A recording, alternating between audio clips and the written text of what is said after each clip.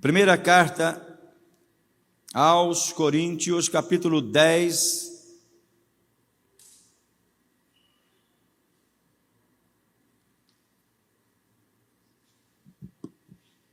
Vamos ler esse texto que está subdividido aí, liberdade e caridade cristãs, a partir do versículo 22.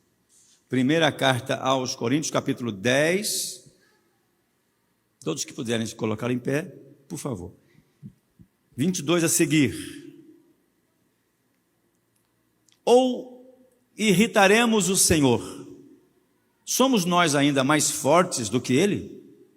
Todas as coisas me são lícitas, mas nem todas as coisas convêm. Todas as coisas me são lícitas, mas nem todas as coisas edificam. Ninguém busque o proveito próprio, antes cada um o que é de outrem. Comei de tudo quanto se vende no açougue, sem perguntar nada, por causa da consciência. Porque a terra é do Senhor e toda a sua plenitude.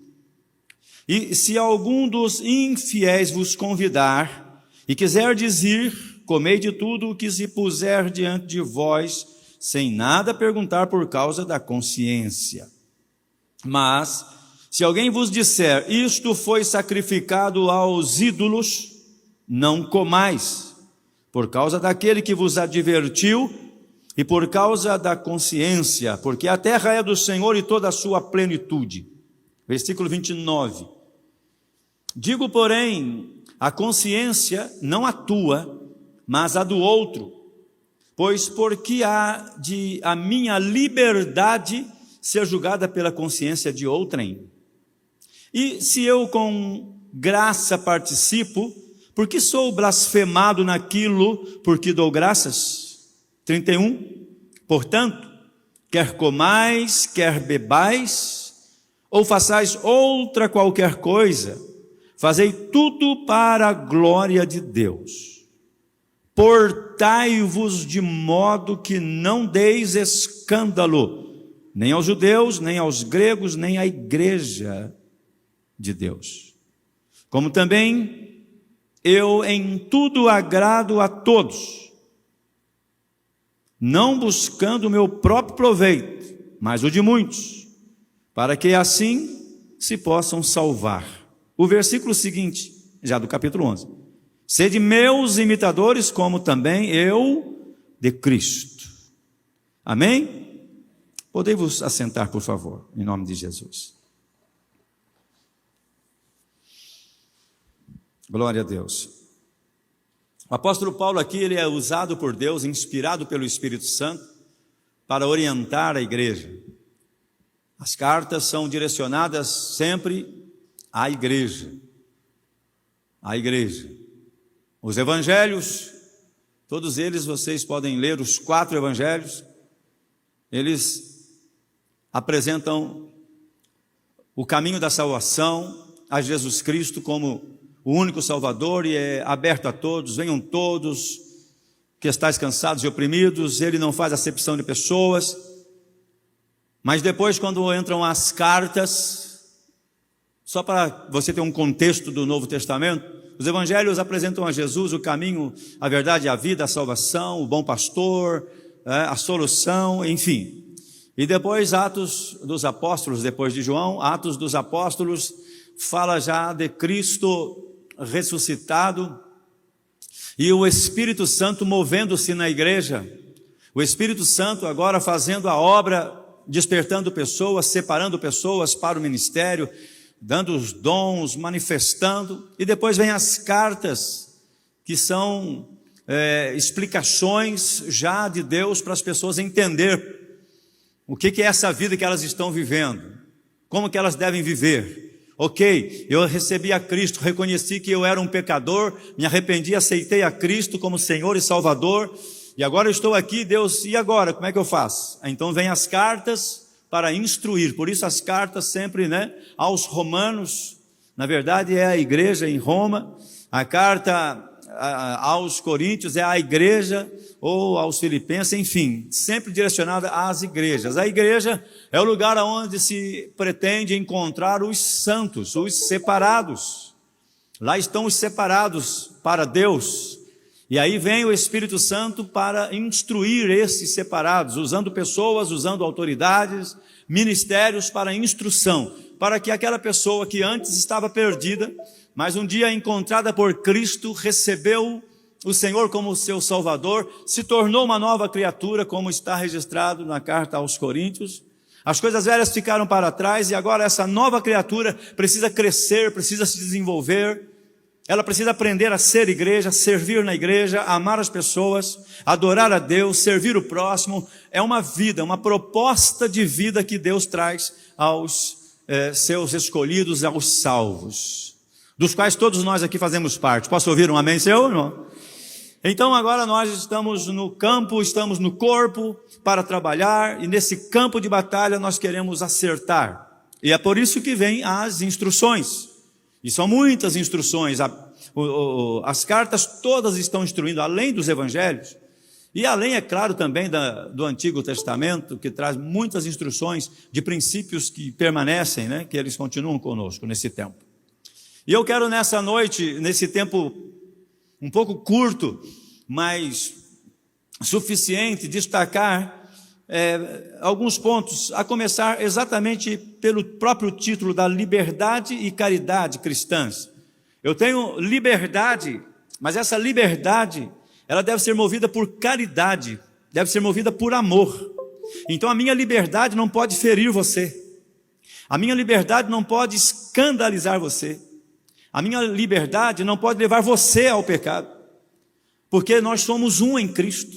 Então se eu, dizendo que quem manda na minha vida sou eu e eu faço o que eu quero, e começo a ferir pessoas, a confundir pessoas e até mesmo a escandalizar, o Senhor está dizendo que eu pagarei por isso.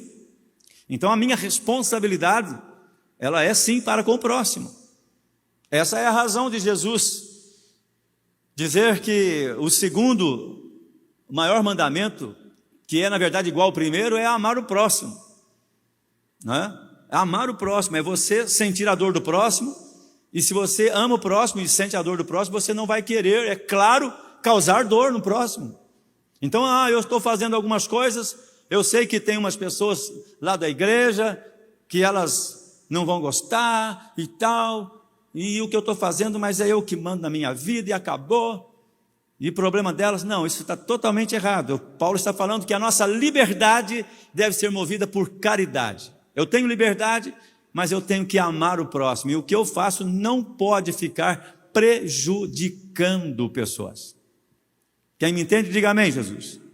A instrução do Senhor para a igreja é isso. A instrução do Senhor é que eu realmente seja alguém que sempre olhe para o próximo e procure oferecer a ele cuidado, não dor. Às vezes, é claro, na sua posição cristã, algumas pessoas não compreendendo isso, elas vão ficar chateadas. Aí é uma outra situação, porque aí já é uma questão de escolha de reino.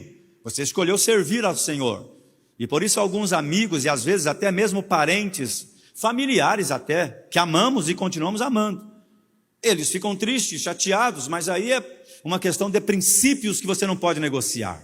O que Paulo está trazendo aqui são coisas que ele diz, tudo me é lícito, mas nem tudo me convém.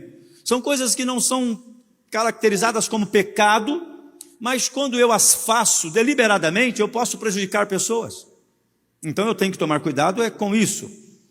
Tenho que ter zelo pela minha alma e também pela alma do próximo. Esse é um dos compromissos que todo cristão precisa entender, assumir e viver.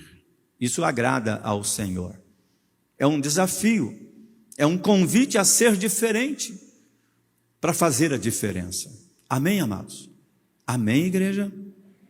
Glória a Deus.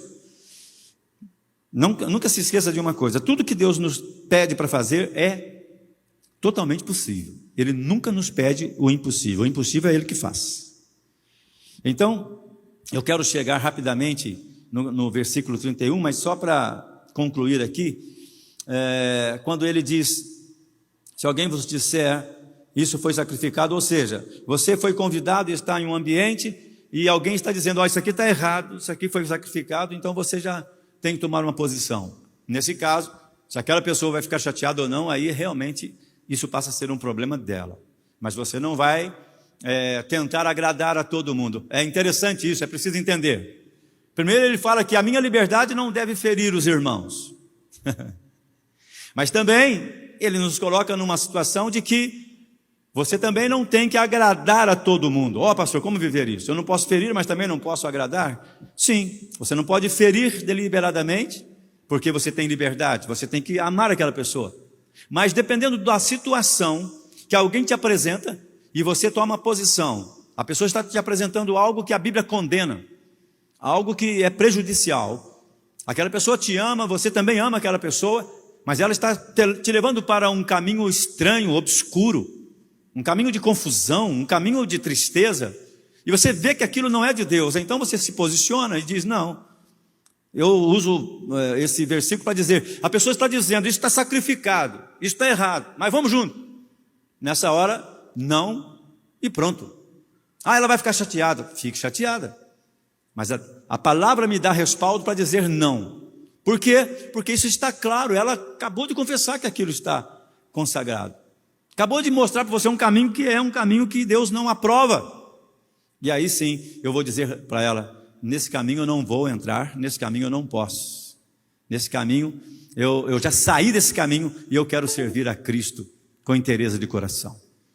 Amém? Então é um momento em que você às vezes está num lugar e a sua liberdade vai prejudicar alguém, você não usa de toda a sua liberdade, você se conserva ali tranquilo, esperando, porque aquilo pode prejudicar alguém. Mas também, quando alguém te afrontar com pecado, com alguma coisa, você tem que dizer não. E aí, se aquela pessoa vai sair dali chateada ou não, é um problema exclusivo dela e não seu. Você livra a sua alma diante do Senhor. Ou seja, é aquela posição do sim, sim, não, não. Amém, queridos? E aí, o apóstolo, ele vai falando de consciência. É muito importante você poder dormir em paz, ter a sua consciência em paz. E o versículo 31, ele diz, portanto, quer comais ou bebais, ou façais outra qualquer coisa, fazei tudo para a glória de Deus. Então tudo que você estiver fazendo, você tem que pensar, isso glorifica a Deus? A minha vida social está glorificando a Deus? A minha vida familiar está glorificando a Deus? Eu sei que é um desafio para todos nós, porque a gente se encontra no nosso natural muitas vezes, e a gente tem que pensar, será que eu estou glorificando a Deus nas minhas atitudes? Será que eu estou de fato agradando o meu Deus? E cada um tem que levar isso para pensar, para que a sua consciência possa te direcionar. E se você entrou num ritmo de fazer coisas que afrontam ao Senhor, coisas que prejudicam pessoas, mas você não sente nada, você não sente que isso é pecado, as pessoas até dizem, não, mas eu não sinto que estou errada, mas está clara que está errada. Por que isso acontece? Porque a mente dessa pessoa, ela já foi cauterizada, o diabo tirou dessa pessoa a sensibilidade, então ela não consegue mais discernir as coisas. E como fazer? Ela já é um crente, pastor, é buscar santidade.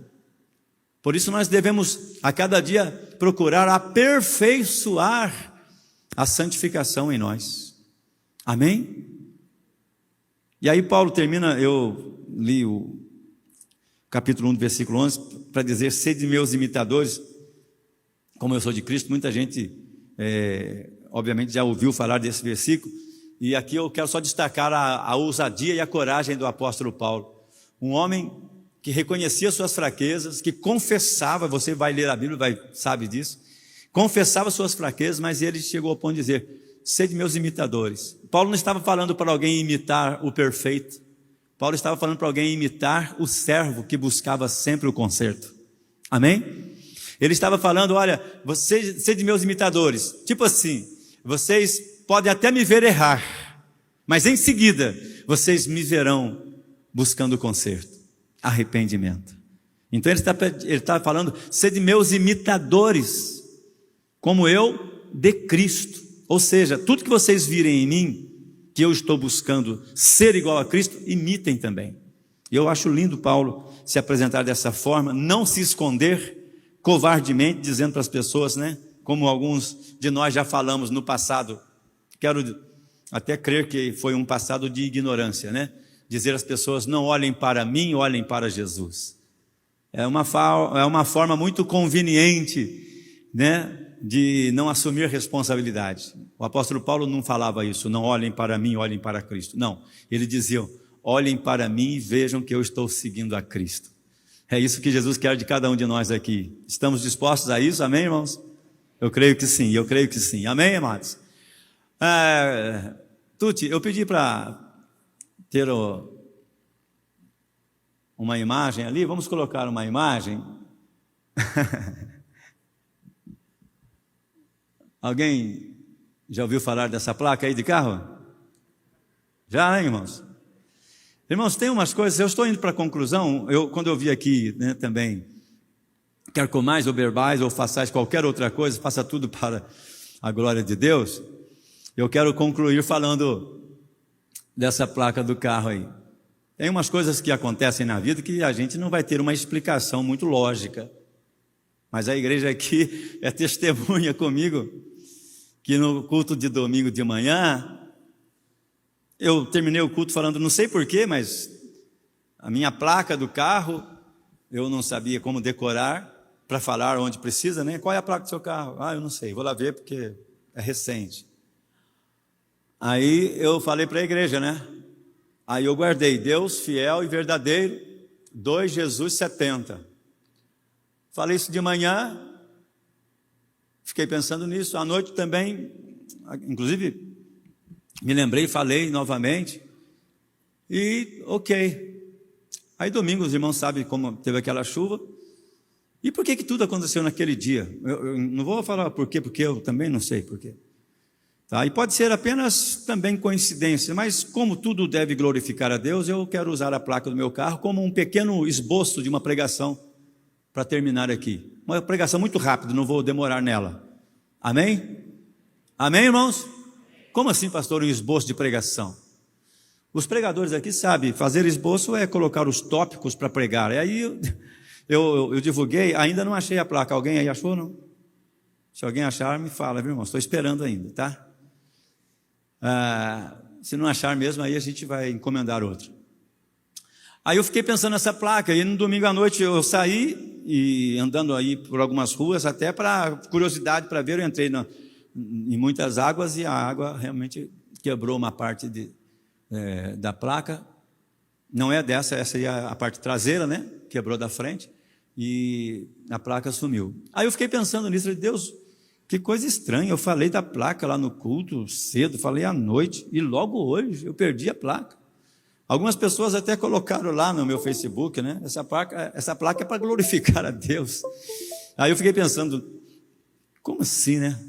Aí eu vou fazer uma pregação rápida ali, o esboço começando com D de Deus, obviamente, só para você terminar esse culto guardando que tudo pode realmente glorificar a Deus. Eu fiquei pensando nisso esses dias, esses poucos dias.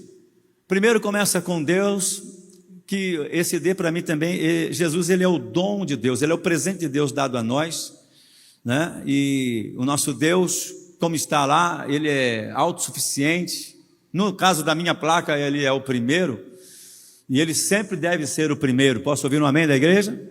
Deus é sempre o primeiro. Se você pegar o alfabeto hebraico, a primeira letra, os judeus dizem que ela representa Deus, que é o primeiro mesmo, que começa mesmo, tudo começa nele, então para mim começa tudo ali em Deus, e o F para mim, já falei, é o F de fidelidade. Deus é fiel, e ele é fiel mesmo, ele nunca vai desamparar os seus filhos, e essa fidelidade de Deus ele implantou em nós, para que nós também fôssemos fiéis. Quando Deus diz lá em Gênesis, façamos o homem à nossa imagem e semelhança, e sopra no homem, Deus está criando o homem exatamente para ser a sua imagem e semelhança, e uma das coisas que o homem, criado por Deus, para ser imagem e semelhança, ele também será fiel completamente. Deus é fiel à sua palavra, aos seus princípios, ele nunca muda. E também o V de verdadeiro, toda a igreja me ouviu falar aqui no domingo, mas seguindo aqui esse nosso Deus tremendo, fiel, ele é o Deus verdadeiro. E o número 2, eu fiquei pensando, por que 2? Aí eu pensei na Bíblia, algumas vezes a Bíblia repete, ela diz em verdade, em verdade. E quando a Bíblia fala 2 vezes, os estudiosos, eles defendem isso, e eu creio assim também. Quando Jesus chegava e dizia assim, em verdade, ele está dizendo, aliás, quando ele fala em verdade, a palavra lá no original era amém, amém. Ele está dizendo o seguinte, o que eu vou falar para vocês agora é para vocês guardarem mesmo. Eu estou repetindo que isso não vai mudar, em verdade, em verdade. Então o número 2 para mim representa isso, mas o número 2 também, ele representa você.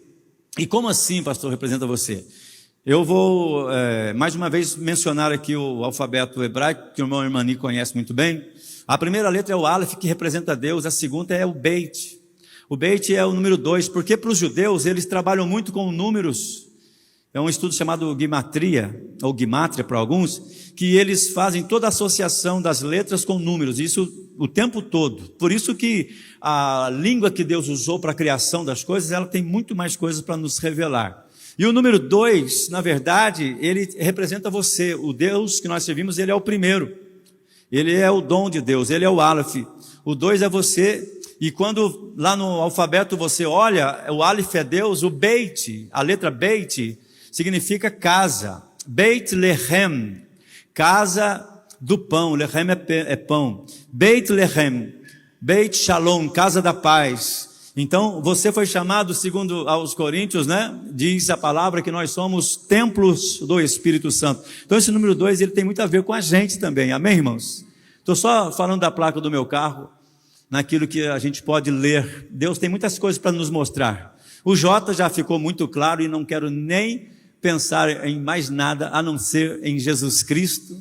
É Jesus que dá a toda a igreja a confirmação de tudo que eu falei até agora, de que o nosso Deus é único, ele é fiel, ele é verdadeiro, que nós somos com ele, o segundo, ele é o primeiro e nos escolheu para fazermos parte de tudo isso. Então, Jesus é a nossa salvação. Amém? Número 7 é o número da perfeição. É o número que se atribui a Deus. O 6 ao homem, por causa das falhas. Mas o 7 é o número que se atribui a Deus. E o número 7 para nós sabemos que Jesus usou também para dizer, quantas vezes eu preciso te perdoar. Então é um número que nos ensina muitas coisas. Eu não imagino, sempre que tiver que falar da minha placa do carro, não ver tudo isso como Deus me mostrou nesses dias. E como ela se perdeu, e foi até motivo de ter falado no domingo no culto, eu quis guardar tudo isso para dizer a todos vocês, tudo que está acontecendo, tem algo que Deus quer te ensinar. Tem algo que Deus quer te mostrar. As coisas não acontecem por acaso. Todas as coisas concorrem para o bem daqueles que amam a Deus. Amém? Eu não vou estender nesse esboço porque eu pregaria um tempo a mais falando disso. Porque eu só falei um começo de cada coisa. Se coloque em pé, por favor. Para a gente terminar nosso culto. Pode deixar a placa lá, por favor. Deixa lá para o pessoal guardar. Porque eu estou precisando achar ela. Eu sei que alguém deve estar pensando, pastor, esqueceu do 0. Não, eu só deixei o 0 para falar para você que, obviamente, que 0 é quando Deus diz assim, todo o seu passado, eu zerei. E uma nova história começa na sua vida a partir de Cristo Jesus. Eis que todas as coisas se fizeram novas. Jesus, ele já disse um pregador, ele é o homem que zerou o calendário. Jesus zerou o calendário da condenação da nossa vida e abriu o calendário da salvação na nossa vida.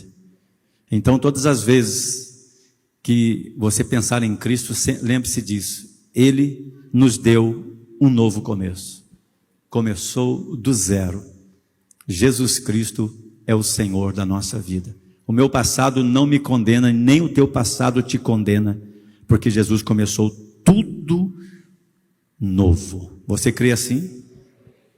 Vamos terminar. Agora pode tirar, irmão. Pode tirar, por favor.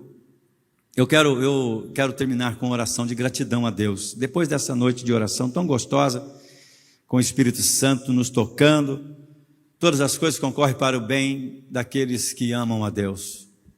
O teu carro, a tua bicicleta e tudo mais que você tem que glorificar a Deus. Que Deus possa te levar a esse entendimento e a essa prática de tudo, exaltar o Senhor. Eu conheci algumas pessoas que elas eram tão viciadas. Antigamente se falava muito, hoje não se fala muito, mas eu acho que ainda existe jogo de bicho. Ainda existe, né, gente? Deve ter, né? Antigamente falava-se muito disso, né? Eu conheci algumas pessoas, inclusive pessoas assim, da alta sociedade. Eles eram tão viciados que qualquer coisa que você falasse de número, se aquela pessoa não jogasse naquele número, naquele bicho, ela não dormia. Eu conheci algumas pessoas assim. Eu estou falando disso só para dizer o seguinte: às vezes a nossa mente está tão condicionada a tudo que você olha, você só vê aquilo que prejudica, aquilo que atrapalha, aquilo que é ruim. Deus quer que você olhe para as coisas e saiba que Ele está com você para te dar uma visão de vida em tudo que acontecer, porque eu termino dizendo o que está em Romanos, aos Romanos: todas as coisas concorrem para o bem daqueles que amam a Deus. Deus está te abençoando nessa noite. Senhor, muito obrigado por essa noite de oração. A nossa gratidão a Ti, ó Deus, porque em tudo o Senhor nos ensina. Que este povo receba, ó Deus, a bênção do Senhor, a ação do Espírito Santo, para tempos, ó Deus, de exegese, de entender, de ver além. Ó Deus, aquilo que o Senhor fez no passado com profetas, de olhar um homem fazendo vaso, de olhar um homem com um prumo na mão, de mandar o profeta deitar com um tijolo de um dos seus lados e tantos outros casos. O Senhor continua também usando de toda didática, de toda dinâmica, para sempre ensinar o seu povo de que Tu és um Deus fiel e verdadeiro, de que o Senhor é o primeiro, nós somos, ó Deus, escolhido por Ti, somos Beit, a casa do Senhor, que Jesus Cristo é o nosso Salvador, e que nós, ó Deus, temos a perfeição do Senhor manifestada em nós, e perdoaremos sempre infinitamente, e que tudo começou novo, e essa nova vida nós a viveremos somente para Ti.